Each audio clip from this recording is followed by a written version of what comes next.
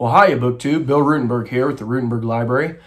Wanted to come to you with a book haul. Now, this was a major book haul yesterday. I went and did some book shopping. I was all by myself. No restraints on my book buying, and I'd had some money saved up, and I got quite a few of them. This book haul in particular is going to be centered around Agatha Christie.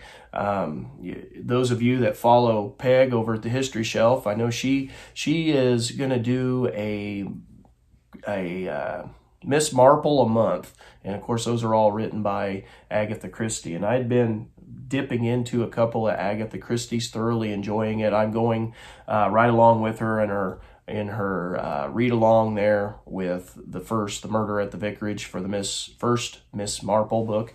And I'm probably going to actually finish that this afternoon. And been really enjoying them. But in my own collection, I really want to have some Agatha Christie. So, because of this, okay, here we go. Steve Donahue, eat your heart out. There's a pyramid right there. So let's look at all of these different books that I found. Now, keep in mind, all of these books, I did not spend much for them at all. They were all between, well, most of them were $1, and some of them were, there's a couple of them that were $1.50, but at Books Revisited, they had a buy one, get one free sale, or basically half off of all your books that you bought.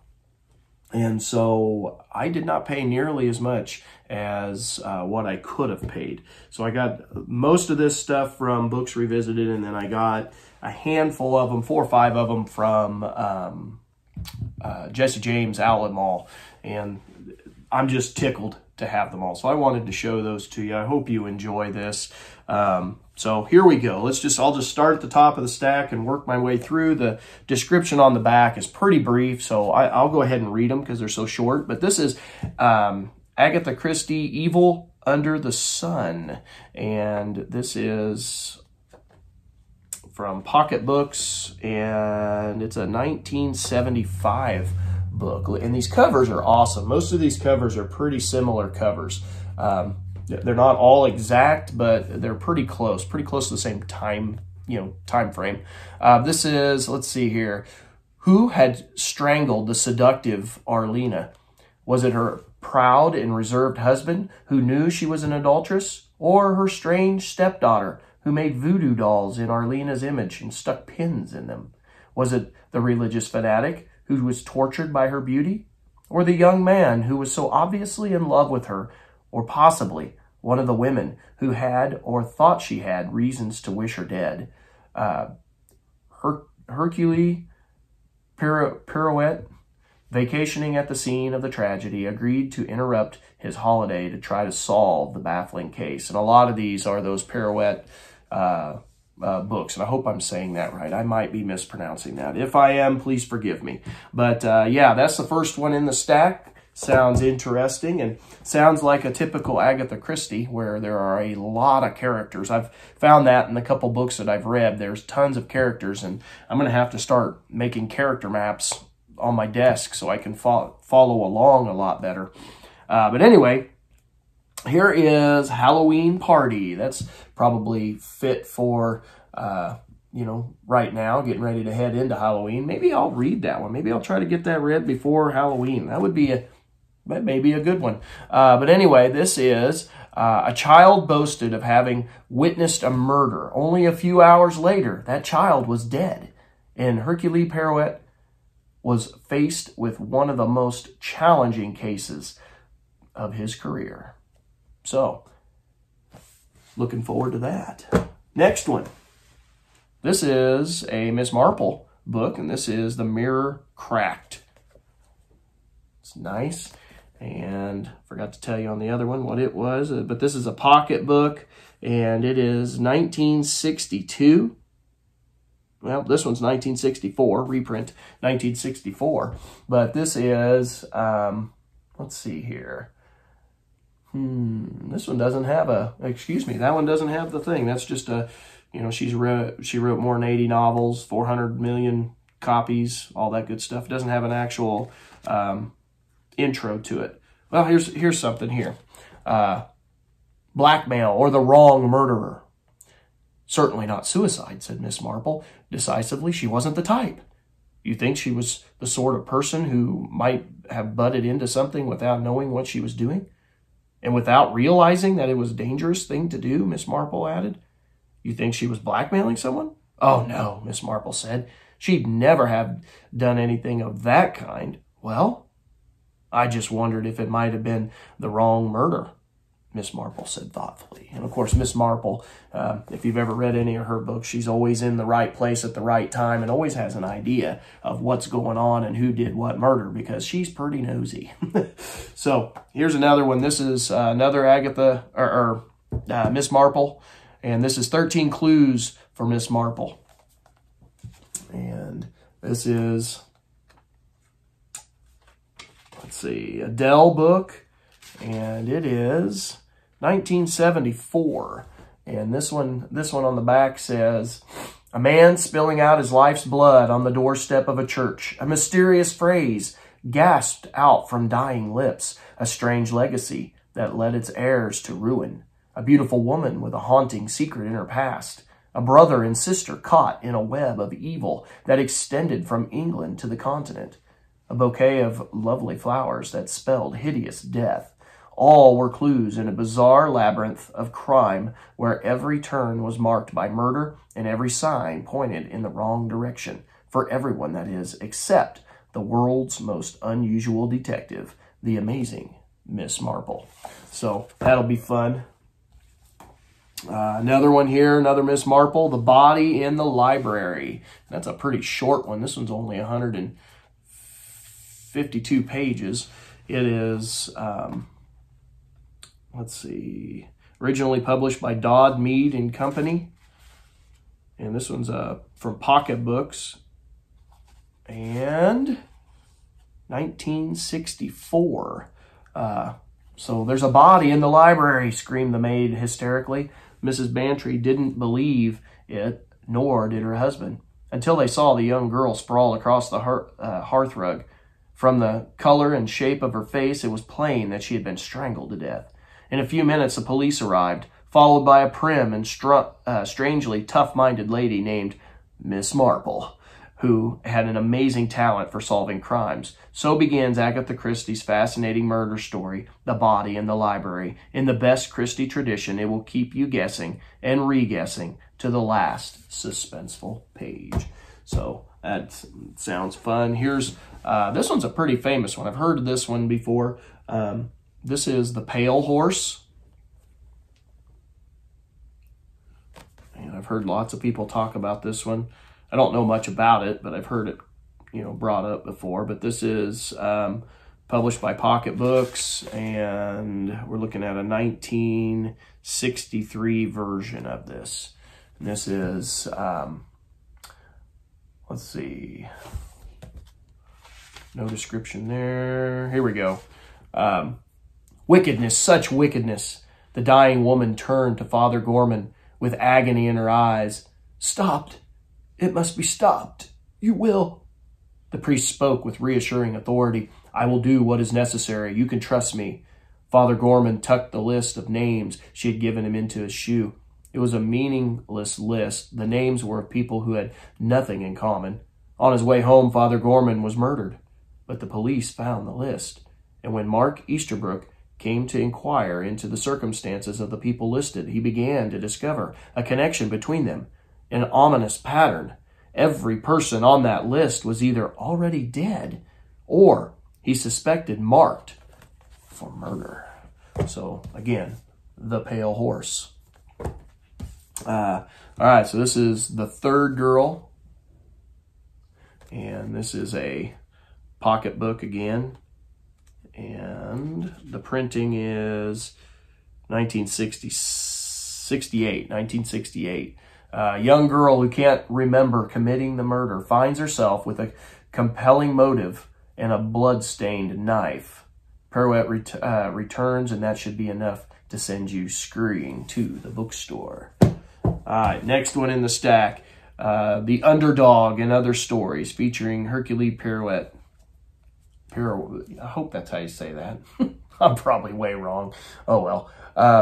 So this is, let's see, it says, uniquely unorthodox mysteries in which Hercules Pirouette unearths the clues, untangles the crimes, and unmasks the villains with his usual savoir-faire, and it's a French word, but unparalleled mind-boggling dexterity and for the ultimate suspense experience.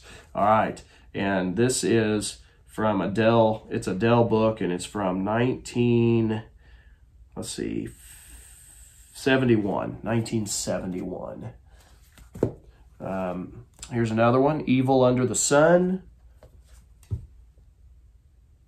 And this is Pirouette book again, pocketbooks, and it is 1969.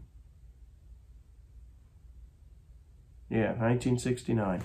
Anyway, yeah, no description on this one. I'll just kind of keep moving because I don't want this haul to be too long. I got Three Blind Mice. I've heard that one before. Three Blind Mice. And this says, trapped in terror. It began with a singularly brutal murder in London and with a note that read, "This is the first," with a drawing that showed three mice in an oddly familiar bar of music. Of course, that was London for you, a locale far removed from Giles and Molly Davis and their guests at snowbound Monkswell Manor. Far removed, that is, until the police call, leaving a cryptic message, until the phone goes dead, until the killer strikes again, to the eerie strains of Three Blind Mice, Three Blind Mice. Yeah, so anyway, that'll be fun.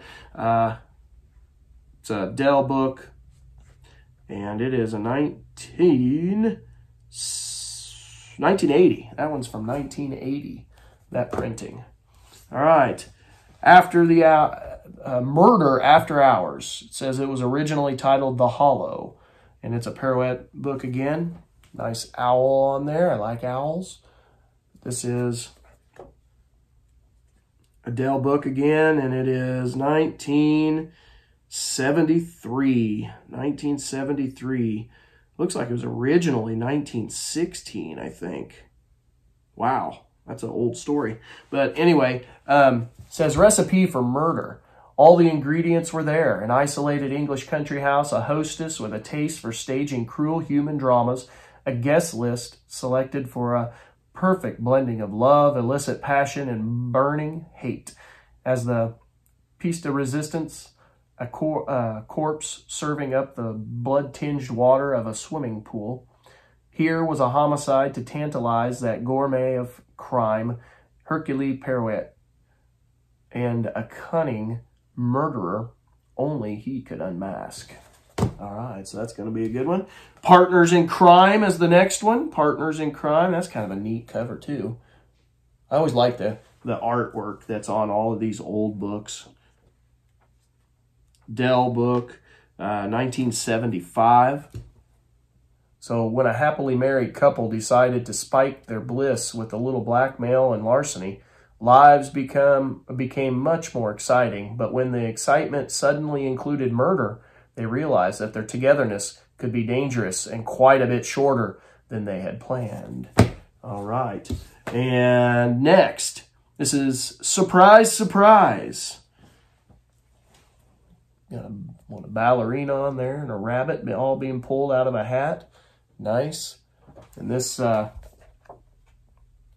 book is a Dell mystery, and it is from 1966. Looks like 1966. So there you go. There's that one. Here's another one from Dell. 13 for Luck. Yeah, interesting. Says on the back, 13 for Luck, for the millions of Agatha Christie fans who treasure the tops in murder, mystery, and brilliant detection. Luck, for the avid followers of Miss Christie's great quartet of sleuths, the suave Hercules Pirouette, the determined Miss Marple, the unflappable Harley Quinn, and the indomitable Mr. Parker Pine. Luck, but not good, for the most fascinating collection of murderers, felons, and odious miscreants that have ever appeared in Agatha Christie's spellbinding books. So that should be interesting. All right, here we go. Here's another one. This is An Overdose of Death. An Overdose of Death. The original title was The Patriotic Murders. So got some skull heads on there. This book is from 1960, and it's from Dell. It says, suicide or murder? In Hercules Pirouette's orderly universe, there was a reason for every suicide and a motive for every murder. But in this particular case, neither rule applied. The dentist was a happy man. He was highly respected by his colleagues and extremely well liked by his family and friends. In short, he was definitely not the type of man to commit suicide or provoke murder. And yet he was found dead with a bullet hole in his head and a gun in his hand. All right, so there's another one. Here is The Clocks. I think I've heard of this one too. But this is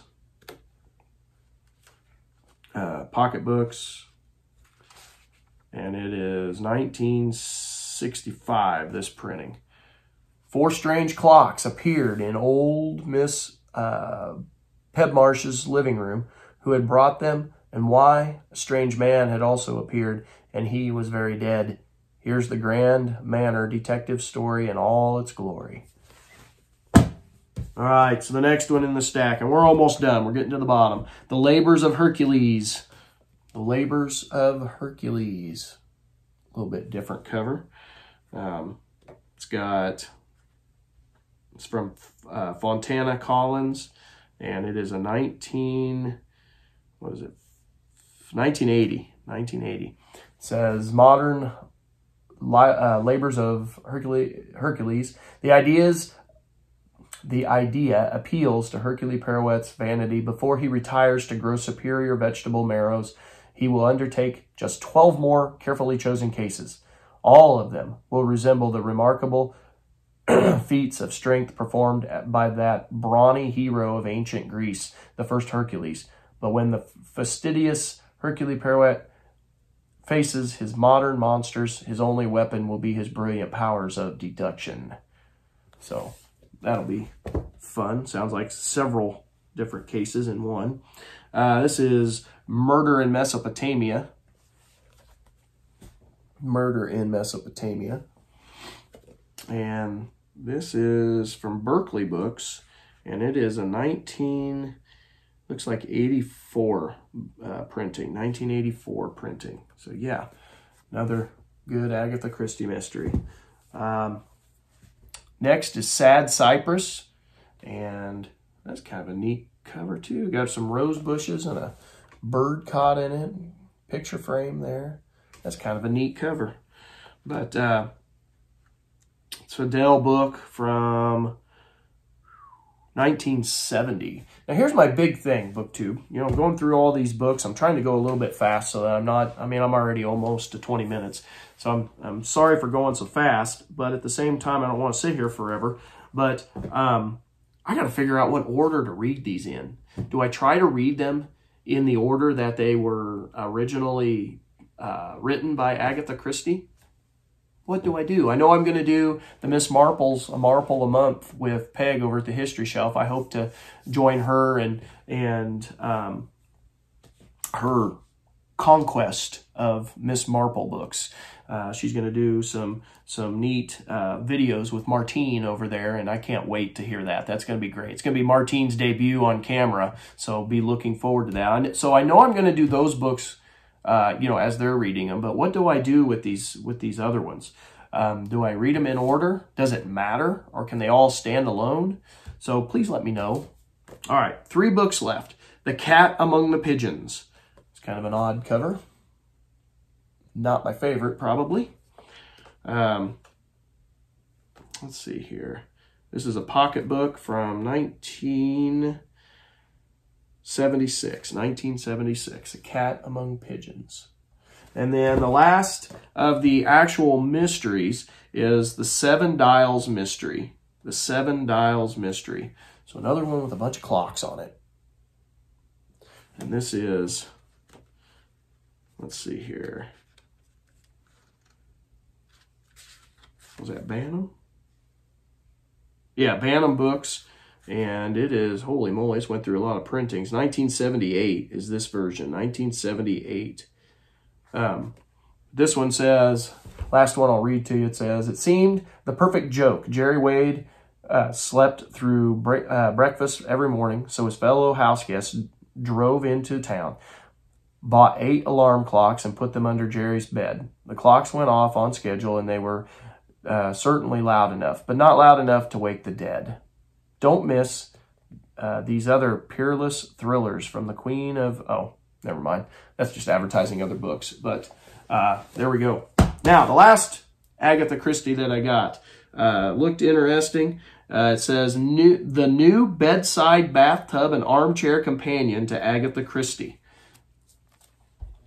And so this is a Unger, out of New York, and it's edited by Dick Riley, Pam McAllister, and a foreword by Julian Simmons. And of course, honestly, none of those mean anything to me. I don't follow a lot of this kind of stuff, so Agatha Christie is one of my newer things I'm jumping into, and so I'm not familiar with these editors. I'm guessing they have a lot to do with mystery stuff. And this book is a 1979, but it's a bedside companion, and it looks like it's got some stuff about all of the books that she wrote, like little snippets. So that, I mean, it looks like it'll be kind of interesting. Like a reprint of a fan letter. I don't know. It's just, it'll go well with, you know, as I go through these books. So I thought I'd pick that up. It was only a couple bucks. And so I thought, why not? So, Booktube, I have plenty of Agatha Christie here. Stack goes up one more time. I have enough Agatha Christie to keep me going for a year. Ooh, here we go. So there's your pyramid, kind of a dangerous pyramid. What do you think? Did I do all right? I did not spend very much money. I probably spent, what? Let's see. I got 1, 2, 3, 4, 5, 6, 7, 8, 9, 10, 11, 12, 13, 14, 15, 16, 17, 18, 19, 20, 21 books. And I probably spent, well, 22 if you include that companion. I probably spent 14 bucks maybe. I think about 14, 15 bucks. Did I do all right? What do you think? So if you've read any of these, which one's your favorite? Let me know which one you think I should read first. Hopefully maybe give me an idea of, you know, how to tackle all these. So until next time, thank you for watching. Until next time, happy reading.